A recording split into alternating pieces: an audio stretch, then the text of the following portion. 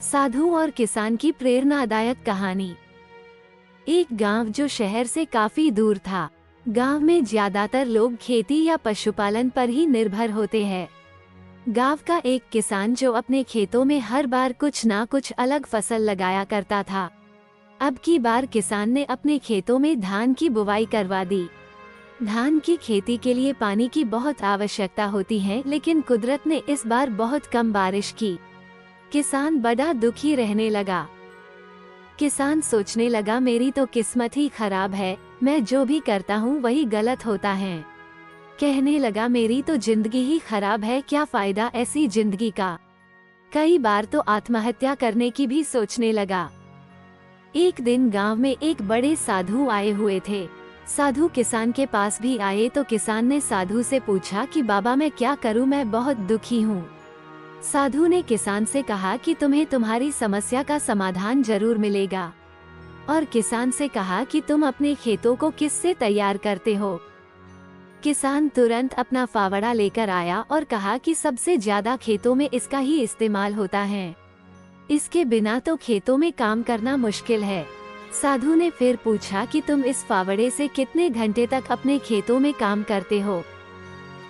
किसान ने जवाब दिया कि आप घंटे तो छोड़िए, मैं तो पूरे दिन भी इससे खेतों में काम कर सकता हूँ।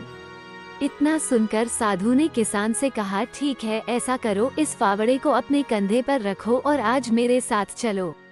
किसान ने अपना फावड़ा कंधे पर रखा और साधु के साथ चल दिया। चलते चलते आधा घंटा हो गया, लेकिन किसान को कुछ समझ नहीं आ रहा था। इधर फावड़े से किसान के कंधे में भी दर्द होने लगा था।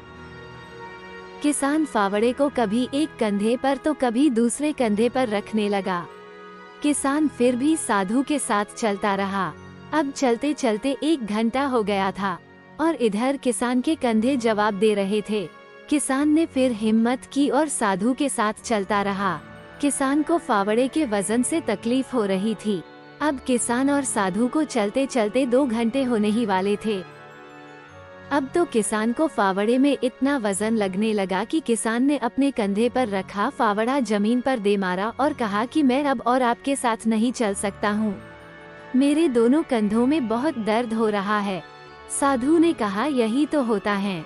किसान ने कहा, मैं कुछ समझा नहीं। साधु ने किसान को समझाया कि जिस फावड़े से तुम पूरे दिन खेतों में काम कर सकते हो, उसे तुम 2 घंटे भी अपने कंधे पर नहीं रख सके। जब तुम फावड़े से खेतों में काम करते हो तो तुम्हें इसके वजन का एहसास नहीं होता, और जैसे ही तुमने इससे काम करना बंद किया और अपने कंधे पर लाद लिया तो ये बोझ बन गया।